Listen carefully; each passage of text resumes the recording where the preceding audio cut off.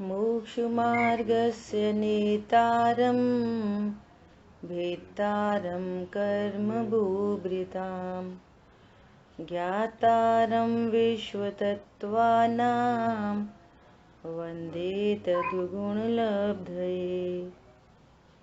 तत्वार्थ सूत्र जी ग्रंथ अध्याय नंबर 1 के पहले परिशिष्ट पर हम लोग स्वाध्याय कर रहे हैं। अपने पहले परिशिष्ट के 19th पॉइंट पर अपनी चर्चा चल रही है। यहाँ कल अपनी चर्चा हुई कि स्वानुभव दशा में आत्मा प्रत्यक्ष है या परोक्ष, क्योंकि छद्मस्त को जो आत्मानुभूति होती है वो मति शुद्ध ज्ञान से होती है, और आगम में कहा गया है कि मति शुद्ध ज्ञान परोक्ष होते हैं। तो क्या आत्मानुभूति परोक्ष है? तो कह रहे नहीं, आत्मानुभूति कथनचित प्रत्यक्ष है, कथनचित परोक्ष है। परोक्ष क्यों है? कि ऐसे असंख्यात प्रदेश, अनंत गुण, अनंत शक्ति, अनंत धर्मयुगल, ऐसा तो जानने में नहीं आता, परंतु कुछ भी जानने में ना आए ऐसा नहीं है। अनुभूति के काल में वेदन प्रत्यक्ष है। वेदन प्रत्यक्ष अर्थात वेदन करने वाला है ज्ञान, और वो वेदन करता है किसका? आनंद का। तो कहते हैं वेदन प्रत्यक्ष है, ऐसा। अभी देखो इसी उत्तर में सबसे लास्ट में आया, इस प्रकार आत्मा का अनुभव जाना जा सकता है, और जिस जीव को उसका अनुभव होता है उसे सम्यक दर्शन अविनाभावी होता है। क्या कह रहे हैं? कि आनंद की अनुभूति हुई। अब इसको आनंद की अनुभूति कहो कि ज्ञान की अनुभूति कहो या सम्यक दर्शन कहो, सब ही एकार्थवाची हैं। ज्ञानानुभूति लक्षण की तरफ से कहते हैं। कोई लक्षण लक्ष्य कोई न्यारे न्यारे नहीं होते, तो उसी को आत्मानुभूति कहते हैं। और उसी समय आनंद प्रकट हुआ तो उसको आनंदानुभूति कहते हैं। और उसी समय सम्यक दर्शन भी प्रकट हुआ तो वो उसको सम्यक दर्शन कहते हैं। तो तीनों पर्याय की तरफ से नाम अलग अलग हैं, एक साथ तीनों पर्याय एक साथ सम्यक होती हैं, एक साथ प्रकट होती हैं, और उसका ज्ञान को होता है। ऐसा ज्ञानानुभूति कहो, आत्मानुभूति कहो, आनंदानुभूति कहो, वेदन प्रत्यक्ष कहो, सम्यक दर्शन कहो, सब एकार्थवाची है। ये किस प्रकार होता है? कि भेद विज्ञान पूर्वक ज्ञान पर से निरपेक्ष, पर से भिन्न अपने को आत्मा जानता है, तो ये पूरा कार्यक्रम होता है। इसको स्वानुभव कहते हैं, इसी को स्वानुभव कहो। अजय भैया, ख्याल में आई बात आपको? बोलो, मैंने 4 शब्द दोहराए, कौन बताएगा? बताओ अजय भैया, बोलो क्या क्या शब्द बोले?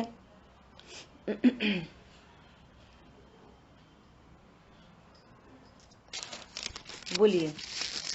आत्मानुभव बोला था, ज्ञानानुभव, ठीक है, इसे श्रद्धानुभव भी कह सकते हैं, और चारित्र की तरफ से इसे सुख कह सकते हैं, सुख की प्राप्ति कह सकते हैं, या सुखानुभव भी कह सकते हैं।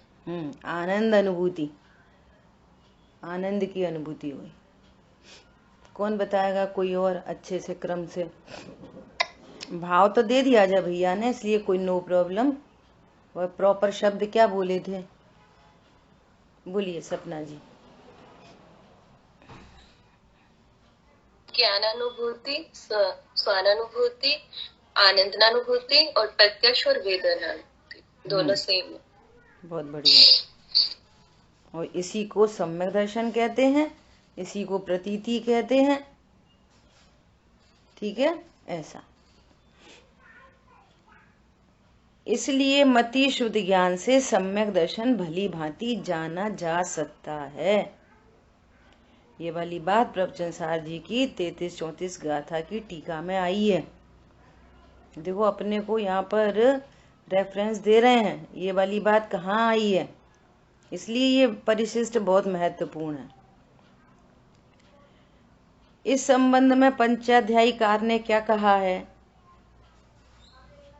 तो ये पंचाध्यायी का उन्होंने 706 ये सूत्र कोड किया है। यहाँ पर क्या कह रहे हैं, पंचाध्यायी के पहले अध्याय में मति शुद्ध ज्ञान का स्वरूप बतलाते हुए कहा है कि और विशेष यह है कि स्वानुभूति के समय जितना भी पहले उस मति ज्ञान और शुद्ध ज्ञान का द्वैत रहता है, उतना वह सब साक्षात प्रत्यक्ष की भांति प्रत्यक्ष है, दूसरा नहीं, परोक्ष नहीं।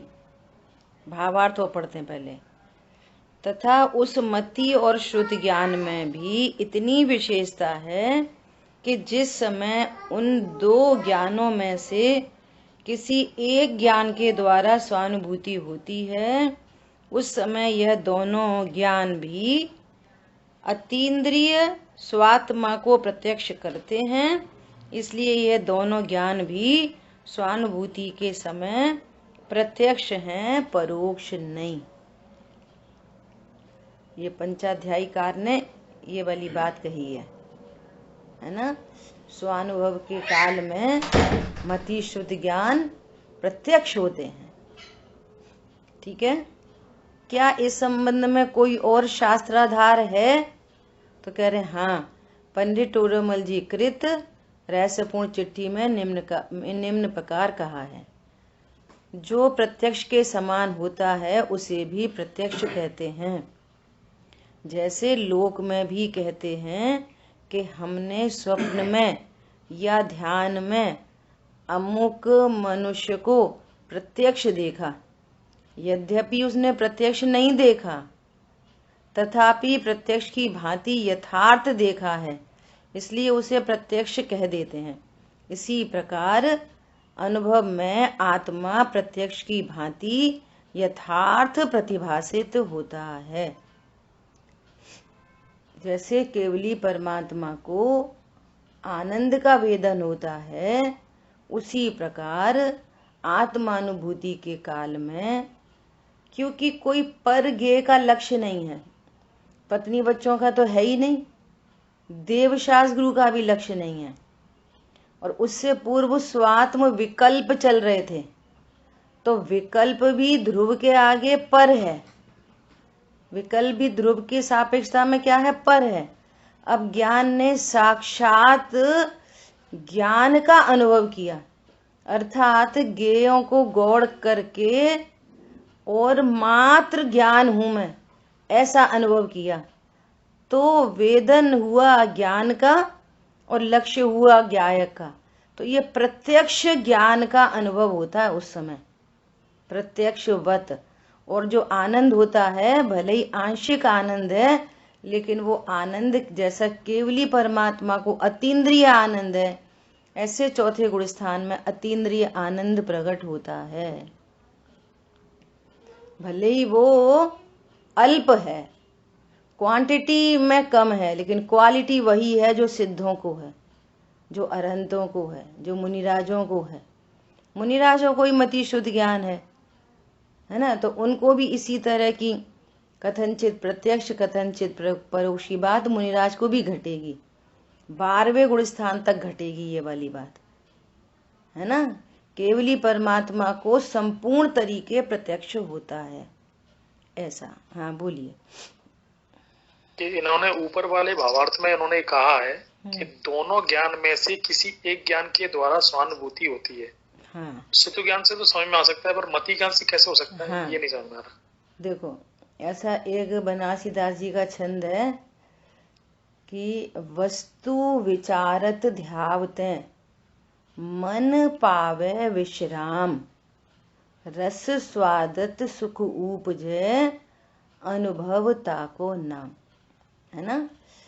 तो जैसे वेदना सम्यक तो आदि की चर्चा चली, ऐसे ही समझना कि 5 इंद्रियों के माध्यम से तो आत्मा कभी भी जानने में नहीं आता, लेकिन मन जनित तो कहते हैं आत्मा को। क्यों? पूर्व में जितने भी आत्मा संबंधी स्वपर का विभाग, भेद विज्ञान जो कुछ चल रहा है ना, वो मन इंद्री के माध्यम से चल रहा है ना। तो मन जनित भी कहते हैं। इसी को शुद्ध ज्ञान से पूर्व क्या हुआ? मति ज्ञान। तो ऐसा भी माना जाता है कि जो मति ज्ञान में अवाय होता है ना, अवाय, तो अपन ने पहले बहुत बार चर्चा की है कि मति ज्ञान में जो अवाय होता है ना, तो अवाय में वस्तु का निर्णय हो जाता है, तब वो धारणा में जाता है। तो ये इतनी सूक्ष्म पर्याय हैं कि जिसको स्वानुभव हुआ है वो खुद ऐसा नहीं कह सकता कि मेरे को मति ज्ञान के द्वारा हुआ कि शुद्ध ज्ञान के द्वारा हुआ, है ना। और सुनो, मति शुद्ध ज्ञान से पूर्व सामान्य अवलोकन भी होता है। पहले सामान्य अवलोकन था स्वात्म संबंधी विकल्पों का, और अब सामान्य अवलोकन हुआ उस ज्ञान पर्याय का, सामान्य अवलोकन हुआ आनंद का। तो वहां पर सामान्य अवलोकन भी एग्जिस्ट करता है। सामान्य अवलोकन, मति ज्ञान, फिर शुद्ध ज्ञान। तो मूल में तो शुद्ध ज्ञान के द्वारा आत्मानुभूति तो प्रसिद्ध है। क्यों प्रसिद्ध है? कि शुद्ध ज्ञान में ही नए होते हैं, ऐसा। लेकिन जब वस्तु को जानी जाती है शुद्ध ज्ञान के द्वारा, वो नयों के माध्यम से निर्णय कर रहा है। और जब स्वानुभव का काल है तो मति ज्ञान पूर्वक भी कहते हैं, शुद्ध ज्ञान पूर्वक भी कहते हैं। अब इसमें कोई हैरानी परेशानी की बात नहीं है, क्योंकि ये तो प्रोसेस की बात है। मति ज्ञान भी ज्ञान की पर्याय है, शुद्ध ज्ञान की भी ज्ञान की पर्याय है। मति ज्ञान के द्वारा हो तो कोई प्रॉब्लम नहीं, शुद्ध ज्ञान के द्वारा हो तो कोई प्रॉब्लम नहीं। वो तो स्वानुभव दशा प्रकट हुई और उसने अपने आप को जाना। तो कहीं मति ज्ञान के द्वारा भी कहते हैं, कहीं तो ऐसा कहते हैं कि इंद्रिय गोचर है ही नहीं, तो उसमें सर्व इंद्री लगा दी। और कहीं मन इंद्री के माध्यम से भी कहते हैं। क्यों? पूर्व में जो विकल्प होंगे आत्म संबंधी, मैं ध्रुव हूँ, परिपूर्ण हूँ, ज्ञायक हूँ, अविनाशी हूँ, है ना, अनाहारी हूँ, तो ये सारे विकल्प भी मन इंद्रिय के माध्यम से ही चल रहे हैं। तो आत्मानुभूति मन जनित भी कही जाती है। तो ऐसे अनेक अनेक आचार्यों के अनेक अनेक मंतव्य हैं, और इसमें ये तो सब प्रोसेस की बात है। इसमें कोई भेद विज्ञान के आड़े आने वाली कोई बात नहीं है। तो जो बात इसमें ऐसा कह सकते हैं, जैसे मान के चलो किसी को पहली बार आत्मानुभूति हुई तो रोमांचित अवस्था को भी कह सकते हैं कि मति ज्ञान पूर्वक हुई। देखो, जब आत्मानुभूति होगी तो मति ज्ञान के बाद तो शुद्ध ज्ञान में आएगा ही आएगा। शुद्ध ज्ञान में तो आना ही आना है हर हालत में। तो बिफोर मति ज्ञान है तो मति ज्ञान जनित भी कह देते, मैं ये कह रही हूं। जैसे मन जनित कह दी, ऐसे मति ज्ञान जनित कह दी। मूल में जो मति ज्ञान के द्वारा ग्रहित वस्तु के विशेष को जानना, ये शुद्ध ज्ञान है। तो मूल में तो शुद्ध ज्ञान तो वहां है ही है हर हालत में, लेकिन बिफोर के एंगल से मति ज्ञान भी कह सकते हैं, ये कहना है। ठीक है। अच्छा, और ये सब चीजें चूंकि केवली ज्ञान गम में है एक बात, और स्वानुभव गम में भी है, तो स्वानुभव में भी क्षयोपशम ज्ञान वाला ये नहीं कह सकता कि मुझे मति ज्ञान से हुई कि शुद्ध ज्ञान से हुई। जिसको अनुभूति हुई है ना, वो भी ये नहीं बता सकेगा कि मति ज्ञान में हुई थी कि शुद्ध ज्ञान में हुई थी। इतनी सूक्ष्मता है इन चीजों में, सब में बहुत। और सिंगल वन पर्याय तो छदमस्त के ज्ञान का विषय ही नहीं है। मूल में आत्मानुभूति हुई, बस इतनी बात है। तो मति ज्ञान जनित कहो, शुद्ध ज्ञान जनित कहो, मन जनित कहो, उसमें कोई परेशानी नहीं है। देखो अभी क्या कह रहे हैं आगे, फिर प्रश्न लिया है कि श्री कुंद कुंदाचार्यकृत समय सार परमागम में इस संबंध में क्या कहा है। उत्तर, श्री समय सार जी की 49वीं गाथा की टीका में इस प्रकार कहा है कि इस प्रकार रूप, रस, गंध, स्पर्श, शब्द, संस्थान और व्यक्तता का अभाव होने पर भी स्वसंवेदन के बल से सदा प्रत्यक्ष होने से अनुभव गोचर मात्रता के अभाव के कारण जीव को अलिंग ग्रहण कहा जाता है। अपने अनुभव में आने वाले चेतना गुण के द्वारा सदा अंतरंग में प्रकाशमान है, इसलिए जीव चेतना गुण वाला है। देखो क्या बोल रहे हैं कि जीव कैसा है। ये अलिंग ग्रहण की जो गाथा है, ये 49, इसमें बहुत चर्चा आई है। आत्मा अरस है, अगंध है, अरूपी है, अशब्द है, अनिर्दिष्ट संस्थान है ना। तो क्या कह रहे हैं, इनकी व्यक्तता का अभाव होता है। सीधा सीधा को 5 इंद्रिय के माध्यम से आत्मा जानने में नहीं आता। आत्मा तो स्वसंवेदन के बल से सदा ही अंतरंग में प्रकाशमान है, सदा। अब जो लक्षण के द्वारा लक्ष्य को पहचानता है उसको आत्मानुभूति होती है।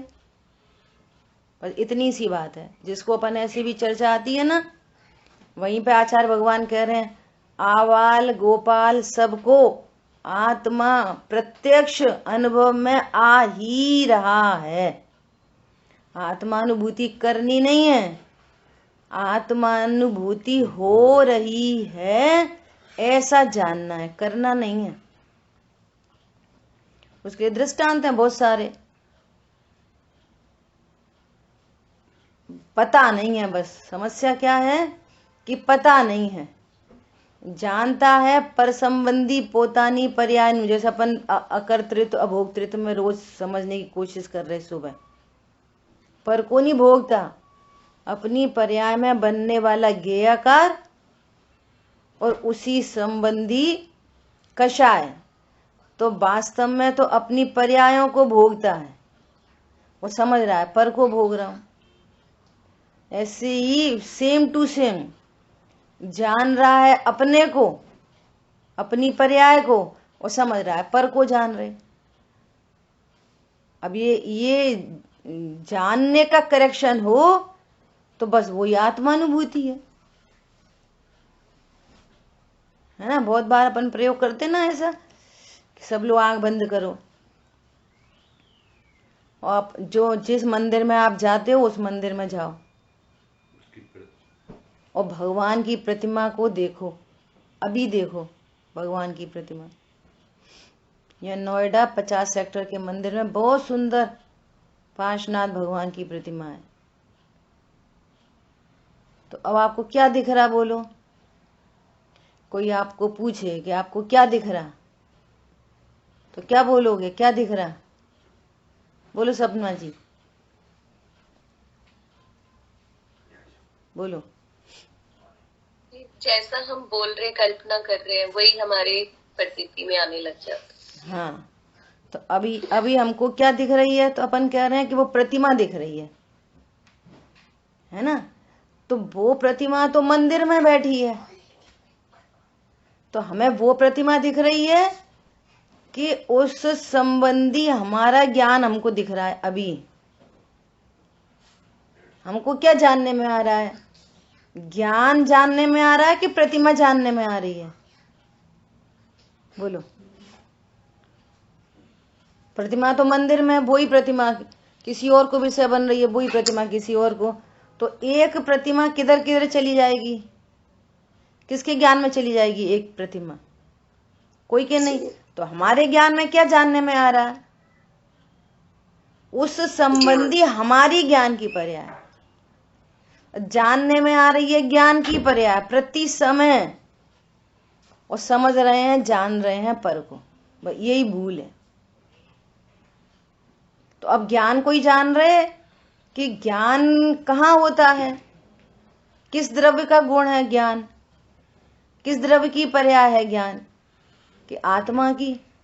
तो ज्ञान जानने में आ रहा कि आत्मा ही जानने में आ गई? इतना सरल है। तो मैं आत्मा हूं, मैं जानने वाला हूं, ये समझ में आ गई बस। तो कह रहे हैं सदा प्रत्यक्ष अनुभव गोचर। ये अनुभव गोचर है, 5 इंद्रिय के माध्यम से नहीं जानने में आता, अनुभव गोचर है, ऐसा कह रहे हैं। हाँ जी, कोई हैंड रेज है, पूछिए। इसको स्व पर प्रकाशन भी तो कह सकते हैं। हाँ, अभी करेंगे। ये कोई गैस यूजर से ज्वाइन है, आपका कोई प्रश्न है, पूछिए। आपने हैंड रेज किया। नहीं, प्रश्न नहीं है। उस टाइम वो बताने के लिए कि हमारी ज्ञान पर्याय का वो होता है, तो इसलिए किया था उस टाइम, बताने के पर्पस। Okay okay. हाँ, कहिए आप क्या कहना चाह रहे? देखो, इसीलिए स्व पर प्रकाशन वस्तु का स्वरूप है। स्व पर प्रकाशन वस्तु का स्वरूप है। स्व पर प्रकाशन एक काल में एक साथ होता है, एक साथ होता है। लेकिन छदमस्त को होता एक साथ है। छदमस्त वो वस्तु स्वरूप है, और उसको लक्ष्य में एक समय में एक चीज होती है ना। तो अनादि काल से स्व पर प्रकाशन एक साथ हो रहा है। अजय भैया ध्यान से सुनना, स्व पर प्रकाशन एक समय में एक ही काल में अनादि काल से हो रहा है, और एकमात्र वो पर का ही लक्ष्य है। तो ये समझता है कि सिर्फ पर प्रकाशन है और स्व प्रकाशन मुझे कभी भी नहीं है, इसलिए अनादिकाल से अज्ञानता चली आ रही है, जबकि स्व पर प्रकाशन एक ही काल में है। पर अब ऐसा नहीं लगता ना, और स्व को जानता नहीं है। प्रकाशन से स्व प्रकाशन हो रहा है। नहीं नहीं नहीं नहीं, पर के प्रकाशन से स्व प्रकाशन नहीं हो रहा। स्व पर प्रकाशन हमारी शक्ति है।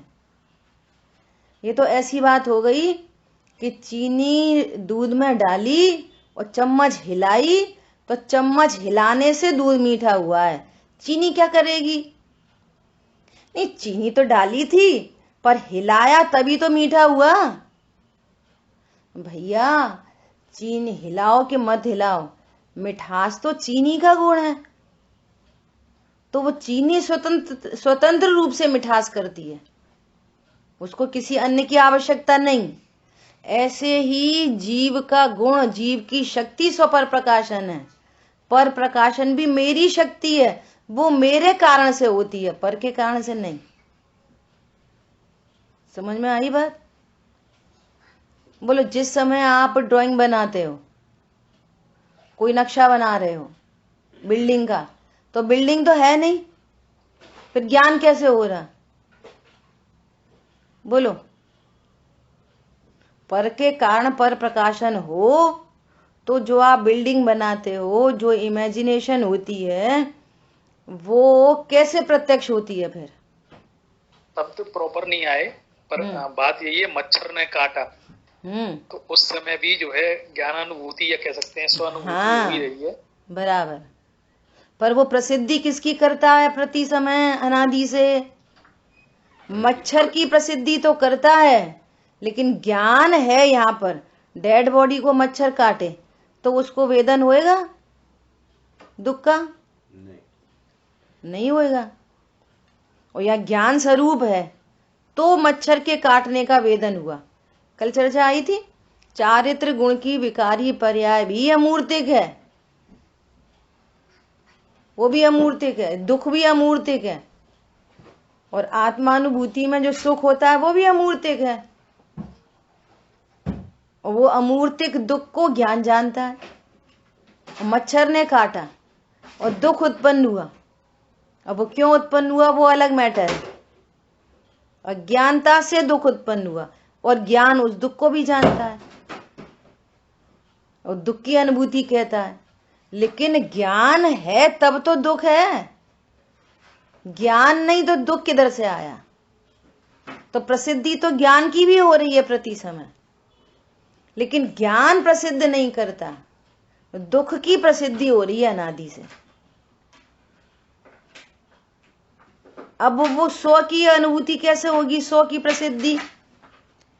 कि करना धरना कुछ नहीं है, यहां पर मेरी सत्ता, मेरा एग्जिस्टेंस और मेरा क्या स्वरूप है, मैं किस किस को जानता हूं, किस किस को जान सकता हूं, और यहां वस्तु सदा विद्यमान है, प्रत्यक्ष अनुभव गोचर भगवान आत्मा आबाल गोपाल सभी को जानने में सदा आ ही रहा है। तो ये वाली बात जब ख्याल में आती है तो पर प्रकाशन गौड़ होते हुए स्व प्रकाशन हो जाता है। और जिस समय स्व प्रकाशन होता है तब पर प्रकाशन नहीं होता, जब पर प्रकाशन होता है तब स्व प्रकाशन नहीं होता। ये छद्मस्तता की समस्या है। और केवली परमात्मा को स्व पर प्रकाशन एक ही काल में होता है, तो पूरा लोकालोक भी झलक जाता है पर प्रकाशन, और आत्मा भी प्रत्यक्ष हो जाती है। अनंत गुण, अनंत शक्ति, अनंत धर्म, युगल, संख्यात प्रदेश, उपयोग, लक्षण सब एक साथ में स्व पर प्रकाशक स्वरूप सब एक साल प्रत्यक्ष जानने में आता है केवली परमात्मा को। इसलिए जिस समय आत्मानुभूति होती है उस समय कोई पर जानने में नहीं आता, और जिस समय पर जानने में आता है उस समय आत्मा जानने में नहीं आती। परंतु स्व पर प्रकाशक शक्ति हमारी है। पर का जानना भी स्व के कारण होता है, पर के कारण नहीं होता, जिसको कहते हैं ज्ञेयों से ज्ञान नहीं होता। समझ में आ रही बात? स्व पर प्रकाशन दोनों हमारी शक्ति है। तो जो हमारी शक्ति है वो हमारे से होगी कि पर के कारण होगी? बोलो। पर सामने विद्यमान है, वो ज्ञान नहीं हो रहा। पर सामने विद्यमान है और ज्ञान नहीं हो रहा। ऐसी स्व सामने विद्यमान है, ज्ञान नहीं हो रहा। और जब जानने में आए तब वो पर भी जानने में आ जाए, स्व भी जानने में आ जाए। तो जानना मेरी पर्याय है एक बात, स्व पर प्रकाशन मेरा स्वरूप है दूसरी बात। अब बहुत इंपॉर्टेंट, स्व पर प्रकाशन बहुत इंपॉर्टेंट बात है, सिर्फ ज्ञान की पर्याय में होता है। स्व पर प्रकाशन आत्मा में नहीं होता, त्रिकाली ध्रुव में। स्व पर प्रकाशन अनंत गुणों में नहीं होता, स्व पर प्रकाशन अनंत शक्तियों में नहीं होता, स्व पर प्रकाशन अनंत धर्मयुगल में नहीं होता। कौन समझ में आया? स्व पर प्रकाशन अकेली ज्ञान पर्याय में होता है। स्व पर प्रकाशन ज्ञान गुण में भी नहीं होता। स्व पर प्रकाशन एकमात्र ज्ञान की पर्याय में होता है। और इस ज्ञान की पर्याय के लिए त्रिकाली ध्रुव स्व ज्ञेय है, त्रिकाली ध्रुव भी ज्ञेय है। और इस ज्ञान के लिए पत्नी, दुकान, मकान, बच्चे भी ज्ञेय हैं, देवशाह गुरु भी ज्ञेय हैं, कषाय भी ज्ञेय हैं, रत्नत्रय भी ज्ञेय हैं, और मोक्ष तत्व भी ज्ञेय है इस ज्ञान के लिए।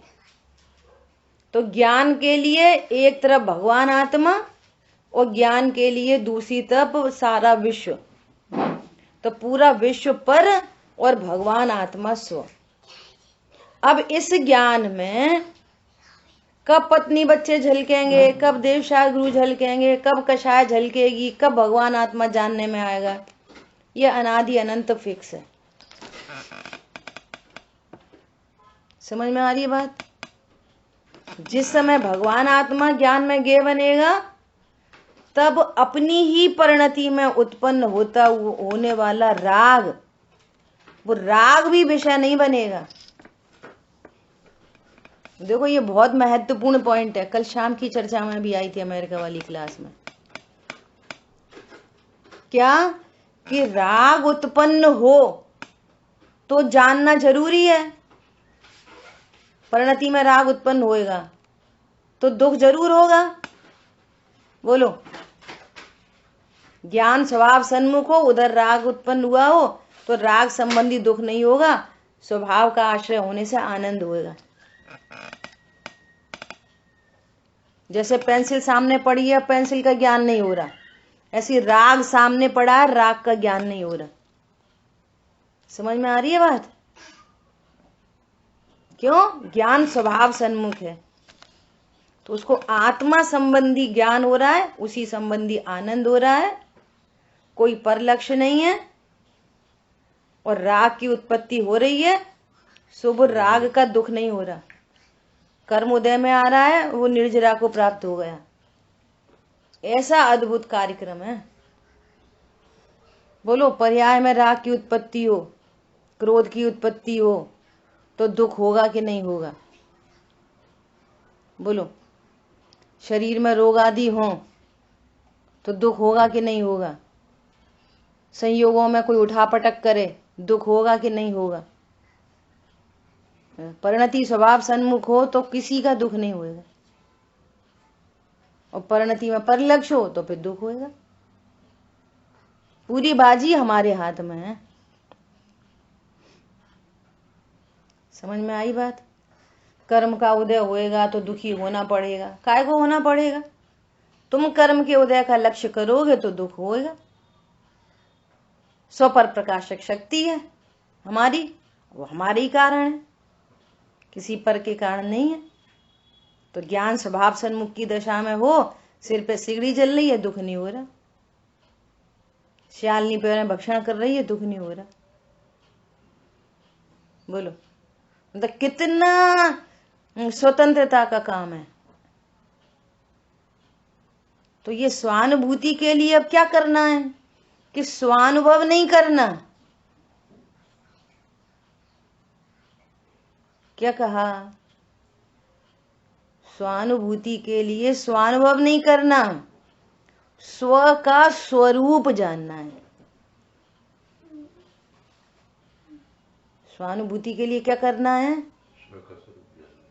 स्व क्या है? अभी तक स्व जान रखा है शरीर को, स्व जान रखा है कषायों को, अजीव और आश्रव तत्व को स्व जान के रखा है।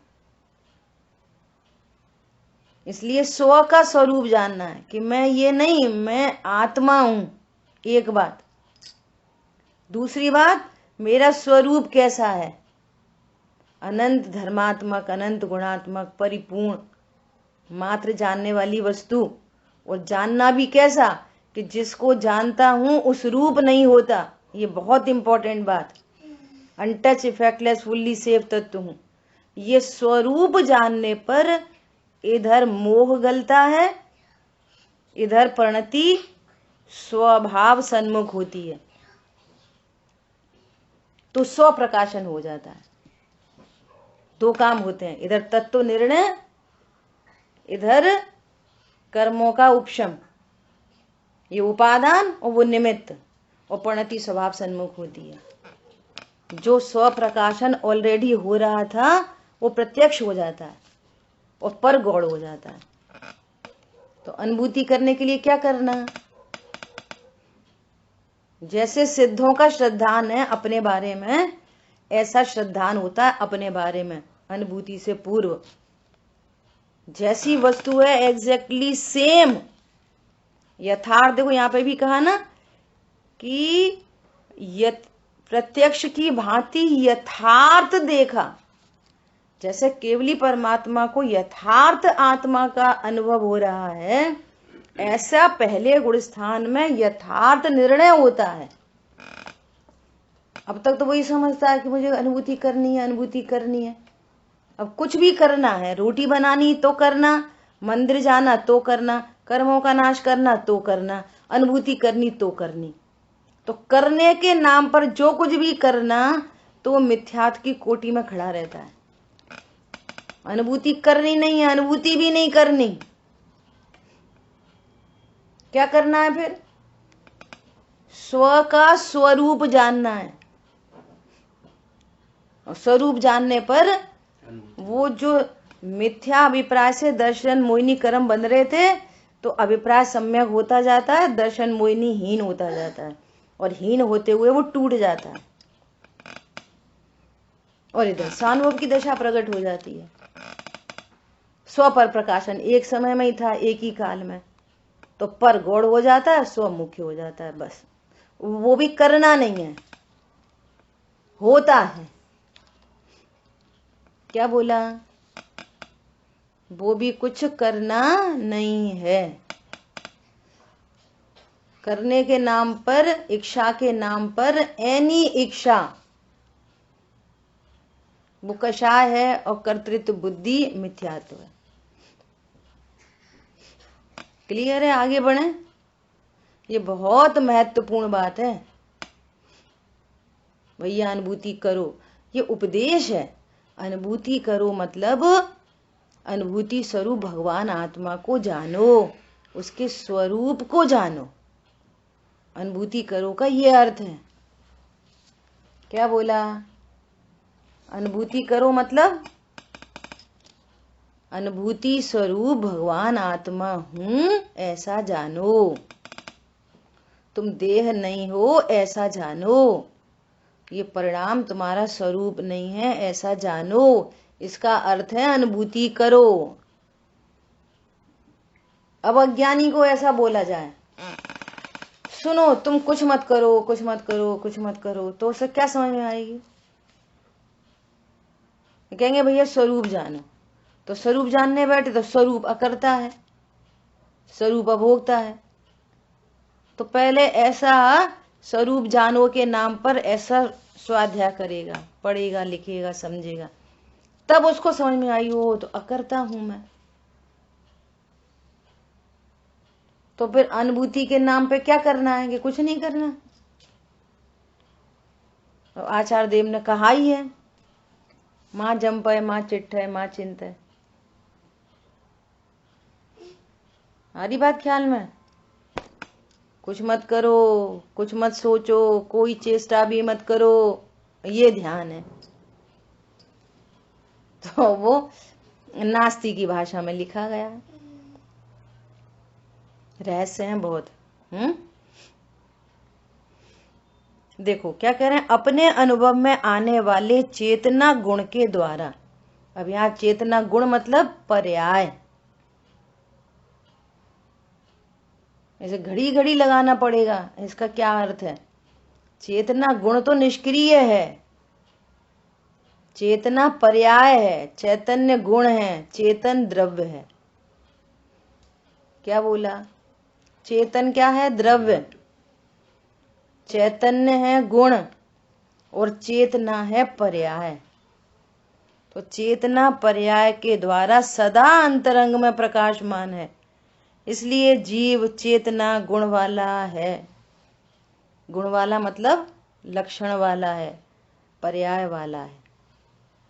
समय सार जी की 143वीं गाथा की टीका में इस प्रकार कहा है। अभी तक अपनी जो चर्चा हुई, इसमें यदि किसी को प्रश्न है तो पूछ सकते। वो ख्याल में आई है बात तो फिर अपन आगे बढ़ते हैं। अनुभूति स्वरूप भगवान आत्मा आबाल गोपाल सभी को जानने में आ ही रहा है, इसलिए आत्मानुभूति करनी नहीं है, हो रही है। ऐसे स्वरूप को जानना है। फिर क्या करना है? जब हो ही रही है तो क्या करना? हमें तो हुई नहीं कि तुम्हें इसलिए नहीं हुई कि जो ज्ञान में पर झलक रहे हैं तुम उनको अपना स्वरूप जान रहे हो, इसलिए नहीं हो रही। आंख बंद की और कौन दिख रहा है कि भगवान। भगवान नहीं दिख रहे, ज्ञान दिख रहा है। गुरुदेव श्री का प्रसिद्ध वाक्य, पर संबंधी पोतानी पर्यायनु जाने छे।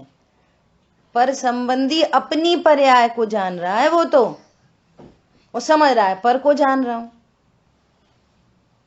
मच्छर ने काटा तो किसका ज्ञान हुआ? किसी को मच्छर का ज्ञान हुआ, किसी को दर्द का ज्ञान हुआ, किसी को ज्ञान का ज्ञान हुआ, और किसी को ज्ञायक हूं ऐसा ज्ञान हुआ। समझ आ रही बात? वेदन हुआ, ओहो मैं तो वेदन करने वाली वस्तु हूं, बस। तो फिर अपन ऐसी जान लेंगे, मच्छर ने काटा, देखो यहाँ आत्मा है, देखो मैं आत्मा हूं। ऐसे नहीं, आत्मा को जानना पड़ेगा भली भली प्रकार, द्रव्य से, गुण से, पर्याय से, कैसी अनंत शक्ति संपन्न वस्तु है। पर्याय जानना, पर्याय का भी क्या स्वरूप है, जानने की पर्याय भी कैसी है। पर को जानती है, पर रूप नहीं होती। बोलो, घर टूट गया और ज्ञान हुआ, तो घर ज्ञान में आया कि नहीं आया? अब वो तो एकांत रूप से ऐसा जान रहा है, मेरा घर। वो घर तो ज्ञान में है नहीं। वो घर टूटा तो मेरे असंख्यात प्रदेश में कुछ टूटा बना नहीं, तो मैं का पता नहीं है ना, इसलिए दुख है। और जब मैं पता चलेगा कि मैं कैसा हूं, विश्व के ऊपर तैरता हुआ पदार्थ। अभी तो धर्म के नाम पर भी करना क्या है ये ज्ञान में नहीं बन रही बात। धर्म के नाम पर क्या करना? कर्म के नाम पर समझता है कि पैसे कमाओ और खूब बैंक बैलेंस करो, लग्जरी खरीदो, सुखी हो जाएंगे। और धर्म के नाम पर भी ऐसे ही सोचता है, पूजा करो, पाठ करो, व्रत करो, परिग्रह छोड़ दो, शुद्ध खा लो, अशुद्ध छोड़ दो, धर्म हो गया। बोलो, धर्म क्षेत्र में ऐसा ऐसा करो तो सुख, और कर्म क्षेत्र में परिग्रह इकट्ठा करो, और धर्म क्षेत्र में परिग्रह छोड़ो। और भगवान आत्मा तो पता ही नहीं, कुछ ABCD नहीं पता। धर्मी को जाने बिना धर्म कहां से होए? धर्मी को जाने बिना धर्म कहां से हो? अर्थात शांति कैसे हो? शांति कैसे हो? धर्म कैसे हो मतलब शांति कैसे हो? शांति, धर्म मतलब शांति, निश्चिंता, निर्भरता, आनंद, पीस ऑफ माइंड, ये धर्म का अर्थ है। दुनिया समझती है कुछ कर रहे हैं तो धर्म होएगा, और शांति तो अपने को पैसे से ही मिलेगी, शांति तो सब आज्ञा में रहेंगे तभी मिलेगी। बोलो, पंडित साहब कह रहे इधर छठवीं गाथा पढ़े, इधर स्वाध्याय करे, औरों को स्वाध्याय कराए, मैं अनंत गुण वाला हूं, और जिनवाणी बंद तो मेरा घर, मेरी दुकान, मेरे मकान, मेरे बच्चे, मेरे पंडित जी, मेरा मंदिर, मेरे महावीर भगवान, मेरे पाशनाथ भगवान। क्या समस्या है? कि समस्या ही समस्या है। आई बात ख्याल में? ऐसी अद्भुत बात है।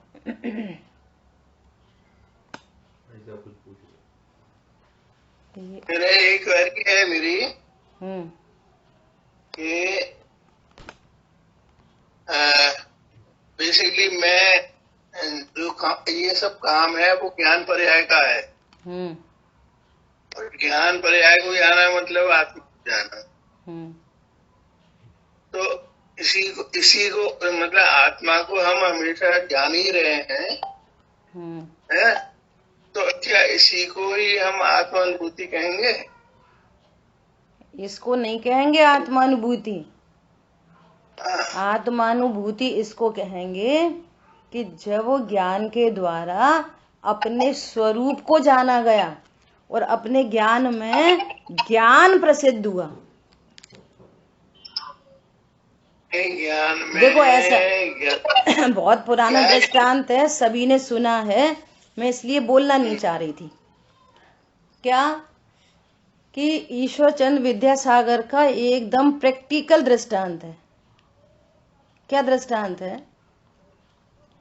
एक बार एक व्यक्ति ईश्वर चंद्र विद्यासागर की बहुत महिमा सुनते सुनते, उसको बहुत महिमा थी कि मुझे उनसे मिलना है, इतना महान व्यक्ति कौन है, कैसा है, क्या है।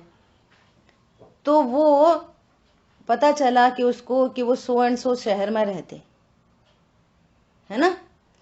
तो उस शहर में वो पहुंचा, रेलवे स्टेशन उतरा, तो उसने एक व्यक्ति को आवाज दी, ओ भैया इधर आना। तो उधर आ गए, ये मेरा सामान उठा ले। तुम उनको जानते हो, ईश्वर चंद्र विद्यासागर को? तो वो बोला, हाँ जानता हूं, मुझे उनके घर ले चल। तो वो ले चला। अब दोनों साथ साथ चल रहे, वो व्यक्ति भी और ये भी जो मिलने जा रहा। तो उसने पहुंचा दिया, सामान रखा नीचे। तो उनने कॉल बेल बजाई, तो उनकी पत्नी निकल के आई। तो उन्होंने बोला कि मुझे ईश्वर चंद्र विद्यासागर से मिलना है, मैंने उनकी बहुत प्रशंसा सुनी है, मुझे बहुत महिमा आती है उनकी। तो उन्होंने बोला कि अरे ये खड़े तो हैं आपके बगल में। पॉइंट समझ में आया? बगल में ही खड़े, रास्ते भर साथ चला। तो ईश्वर चंद्र विद्यासागर को वो जान रहा था कि नहीं जान रहा था? स्यात से देखना, स्यात से जान तो रहा था ईश्वर चंद्र विद्यासागर को ही, परंतु ये नहीं जानता था कि यही ईश्वर चंद्र विद्यासागर है। इसलिए क्या करी, जिसकी महिमा आ रही थी उसी की विराधना की, उसी से, जिसकी महिमा थी उसी से सामान डुबाया, उसी को कुली की तरह ट्रीट करा। पॉइंट समझ में आ रहा है? तो ईश्वर चंद्र विद्यासागर को देख रहा था कि नहीं देख रहा था? जान रहा था कि नहीं जान रहा था? जान रहा था, तो भी ये नहीं जान रहा था कि यही विद्यासागर है। ऐसा यहां पर है। तो आत्मानुभूति कब होएगी? कि जिसको जान रहा है उसको ये जानो कि यही ईश्वर चंद्र विद्यासागर है, तो विराधना नहीं होगी। पॉइंट पकड़ में आया? जो भी पर प्रकाशन है इसके काल में, यही स्वर प्रकाशन है, ये मेरी पर्याय या मैं ही हूं। प्रसिद्धि करता है शरीर की, और बोले तो फिर अब मुझे आत्मानुभूति हो गई, क्योंकि स्व तो जानने में ही आ रहा। पीछे प्रश्न आया समयसार जी में, पीछे यही प्रश्न आया कि जब ज्ञान जानने में ही आ रहा है तो फिर आप क्यों कहते हो कि आत्मानुभूति करो? कि तू आत्मा के स्वरूप को नहीं जानता, इसलिए कहा जा रहा है आत्मानुभूति करो। सबकी आत्मा में ज्ञान है, पर धन्य है वे जिनकी ज्ञान में आत्मा है। तुम्हारे ज्ञान में क्या है तो आत्मा, और समझ रहे हो ज्ञान में शरीर, समझ रहे हो मेरा धन, मेरा पैसा। तो फिर आत्मानुभूति होते हुए भी कहाँ आत्मानुभूति हो रही है? अनेकों दृष्टांत है। घर में एक बोरा चीनी रखी है और तो भी दूध मीठा करने के लिए तरस रहा है। फिर कभी नमक डाले तो दुखी हो, कभी मिर्ची डाले, कभी सोना डाल दे, कभी रत्न डाल दे, और घर में एक बोरा भरी चीनी रखी है और फिर दुखी हो, अरे तो कड़वा हो गया, अरे तो तीखा हो गया। तो एक बोरा भरी रखी होने पर भी ये दुखी क्यों हो रहा? कि पता नहीं है। बस विधान करा लो सुखी हो जाएंगे, शांति विधान कराओ, सिद्ध चक्र विधान कराओ, भूतार्थ यज्ञ कराओ, भूतार्थ यज्ञ द्वारा मैं भी प्रभु हूं ऐसा जानूंगा। पंडित साहब ने लिखा है पूजन में, भूतार्थ यज्ञ द्वारा मैं भी प्रभु बनूंगा। बनूंगा मतलब मैं भी प्रभु हूं ऐसा जानूंगा, इसका नाम है बनूंगा। भगवान हूं, भगवान बनो। लोगों को समझ में नहीं आती, जब भगवान हूं तो बनो क्यों, और जब बनना है तो फिर हूं कहां। जब बनना है भगवान तो फिर मैं हूं कहां, और हूं तो बनूं क्यों। तो कितनी बढ़िया बात आई थी कि अत्यंता भाव का स्वरूप जानकर पर का लक्ष्य मिटता है, फिर स्वभाव के चिंतन में आता है। और स्वभाव के दो पहलू हैं, एक द्रव्य स्वभाव और एक पर्याय स्वभाव।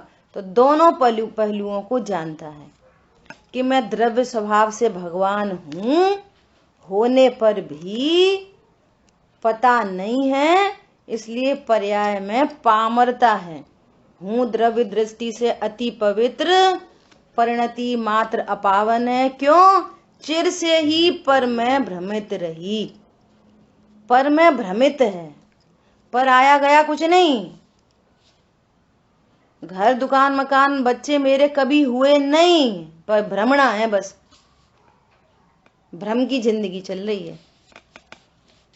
और देखता है अपने संयोग में साथियों को भी घर छोड़, हमारे पिताजी 3 मंजिल घर छोड़ के चले गए। निर्णय नहीं बन रहा कि जिसको हम अपना घर कह रहे हैं ये भी एक दिन छूटेगा। तो भी जरा सी लकड़ी फूल जाए, ओह मैं ही भूल गया, ये कील ठोक दो, मुझ में ही ठोक दी।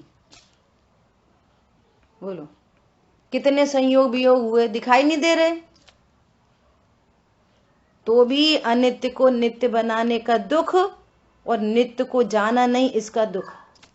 वो दुख पर चल रहा है परिणति में निरंतर। कारण परद्रव्य दुख दे रहा।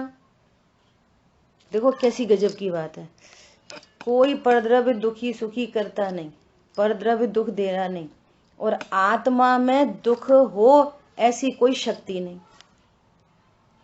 आत्मा सुख स्वरूप है, पर द्रव्य सुखी दुखी करता नहीं, और पर्याय में दुख है। बोलो क्यों? समझ में आ रही बात?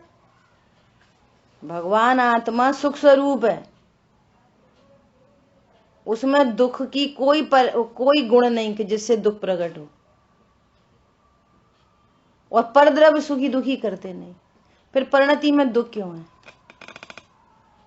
बस भूल आपको, भरमती बात। अपने को न जानते हुए दुखी होता है। ठीक है, समय अपना अधिक हो गया, शेष चर्चा आगे करेंगे। जिन वाणी के ज्ञान से सूझे लोकालोक, सो वाणी मस्तक नमो सदा देत हूँ दो। बोलिए द्वाशांग मई जिनवाणी माता की जय हो। जय जिनेन्द्र सभी को। जय जिनेन्द्र।